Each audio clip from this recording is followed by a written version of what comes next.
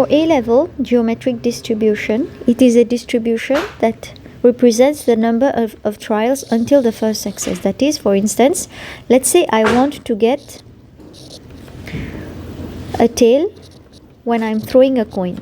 So definitely number of trials, I must at least do one trial to get this tail. This is my success. So the number of trials that I can get can be infinite. I can get a tail on my first success. So this is one success, P. And usually the success is denoted by P. The failure is denoted by 1 minus P. If I throw now, I get a head first and then I get a tail. So definitely for the head, I get a failure. So 1 minus P times for the tail, I'm getting a success, at least a P. This is my P, my final P.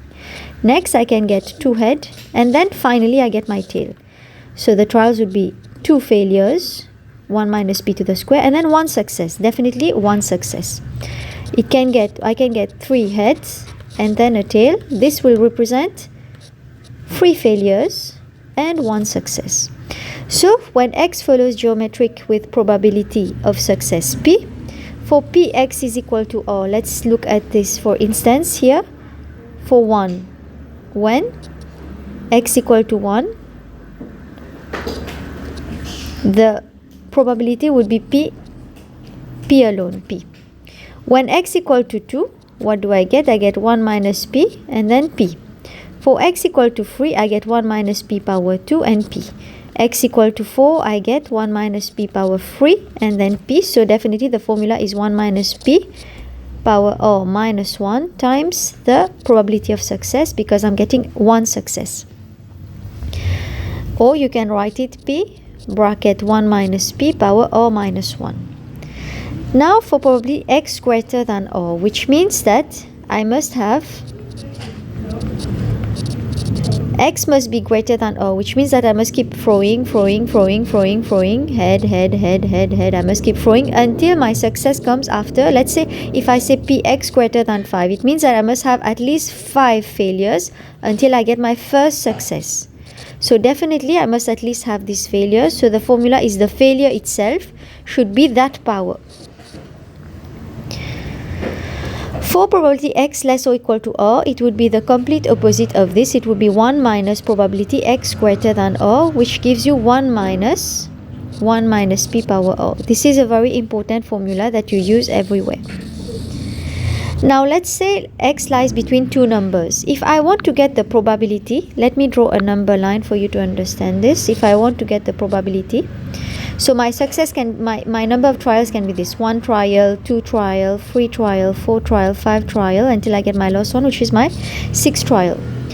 Now I want probability X to lie between 3 and 6. Now if I take probability X less than or equal to 6, so if my 6 is included, I'm looking at this for X less or equal to 6. Now for this one, X greater than 3. If X is greater than 3, the values that I can take would be 4, 5 and 6. So what should I subtract? Because in the formula, the formula only holds for X less or equal to R. So which means that when I'm drawing my dot, it should be colored. Where do I put my colored dot now? If I put it, because it's greater than 3, if I put it on 4, I will subtract 4. But I must not subtract 4. I must subtract as from 3. From here. So definitely what I do is I take the probability X less or equal to 6 minus the probability X less or equal to 3. That is why the formula becomes 1 minus P power 5 power 6, power O, minus into bracket 1 minus P power 3, which gives me 1 minus P power 3 minus 1 minus P power 6. Now what happens if it's bounded equal on both sides? Let me look at my number line. So I have 1, 2, 3, 4, 5, 6. If it's lying between 3 and 6, 3 included, so which means that in my values I should get 3, 4, 5 and 6. To get these values, what I do is I take the first one, X less or equal to 6. What I'm going to subtract, I can't subtract 3 from there, because if I subtract 3, 3 also will go, but 3 must not go. So what will I do? I will subtract from 2. So if there's equal on both sides, my formula becomes probability x less or equal to 6 minus probability x less or equal to 2.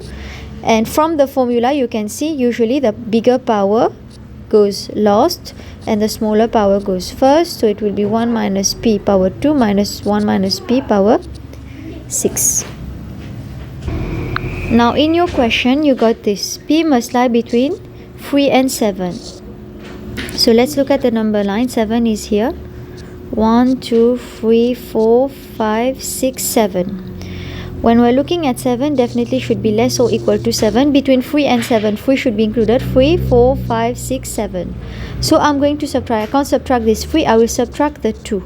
So this would become, so this is method 1. Method 1, you take probability x less or equal to 7. You're going to subtract probability x less or equal to 2.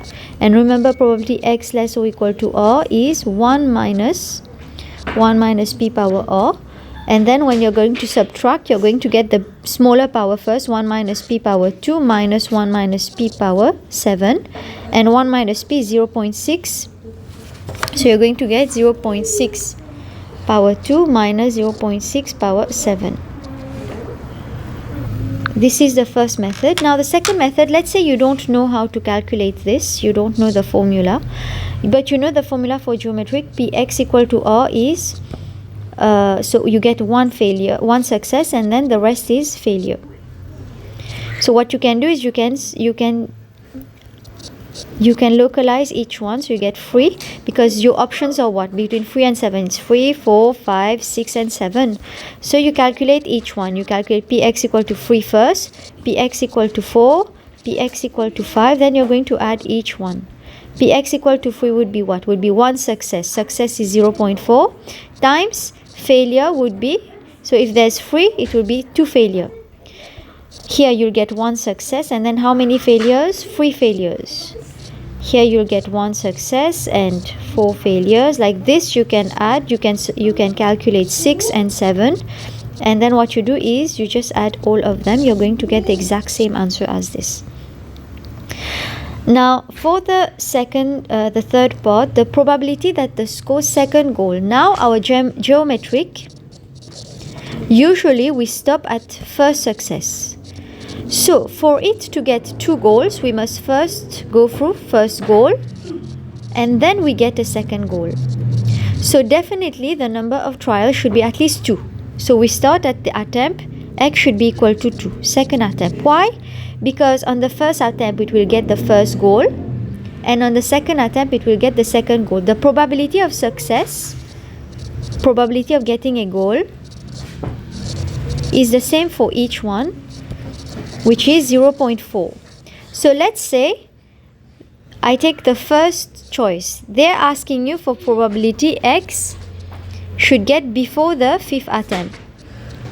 Before 5th attempt. So let's look. How many attempts does it need to have? The first one is 2 attempts. So on the second attempt it will have the success, but it should get the first goal on the first attempt. First goal and then second goal. So the probability would be, for the first scenario, 0.4 times 0.4. First goal, second goal. Now what happens if x equal to 3? Which means that Lin Zui, he plays 1 match, 2 match, and then on the third match he gets a second goal. So here he will get the second goal on the third attempt. So 0.4 would be success for the second goal. Now what happens with this first and second attempt?